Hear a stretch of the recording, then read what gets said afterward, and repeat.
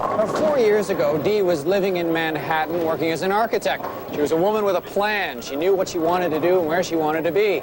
Well, then her love of her sport got a hold of her. And let's just say that plans changed.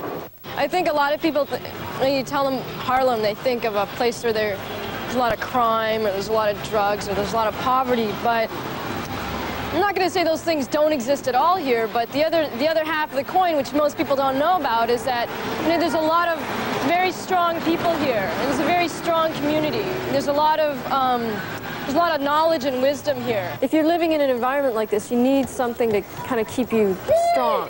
Not just physically strong, but mentally and spiritually strong. One of the philosophies of Judo is called mutual welfare and benefit. That basically means if I push you really hard, sit up. You're gonna get stronger and you'll be able to push me really hard. You ready, kiddo? I'll get stronger and then, we'll all grow. There's not that much judo in New York City right now involving children. 5, 6, 7, 8, 9, 10, 11, 12, 13. I really just started with nothing. Come on! It wasn't hard at all. I mostly just recruited kids right off the basketball court. You two coming to judo class? Go put that down, and the two of you come down to judo class. You gonna come to judo? Welcome back to the first class of the fall season. Okay, it's good to have 5 of you here. I think they might come in looking at it as a self-defense thing, but I think they start to, as soon as we start, like every class, we always do a short meditation at the beginning and the end.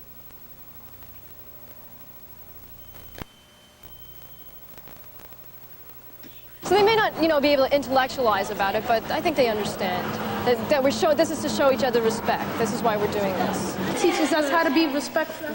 It teaches me to be mature inside, to take things serious. I found it very enlightening. Keeps us out of trouble outside. You could be the smallest of men, but still be the wisest or the strongest. Looks are very deceiving. 8, 9, 5, 6. I started judo when I was 7 years old. Started off in Ottawa, and that's where I earned my black belt. I got accepted to Yale University. While I was there, I majored in architecture. And after I graduated in 1987, I moved to New York City to work for an architecture firm here.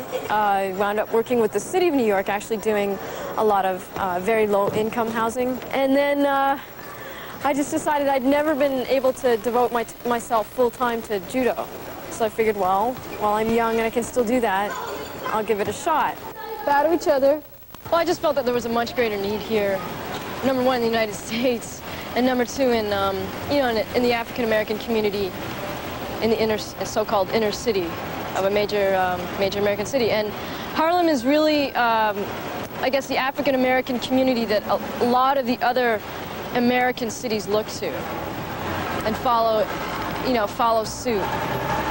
So I don't know. I just felt that this was really like a center of something. We're really at the center of something here in Harlem. There's a lot of vibrancy here. So I've learned a lot. I've learned a lot living here. I learned a lot about myself. Like what, for instance? Really being able to understand myself as a person of color. How poverty and racism and things like that can become very institutionalized. So you have to fight for all these essential services. I mean, it's really tough to even find decent produce up here.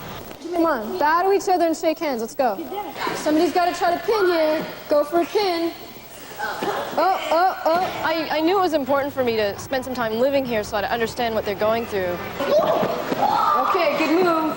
Just the fact that they keep showing up for class enthusiastically, shows me something, because with a lot of other kids in other, say, a middle class or upper class neighborhood, they're brought to class by their parents. They're not necessarily there because they want to be there. These kids are entirely there on their own will.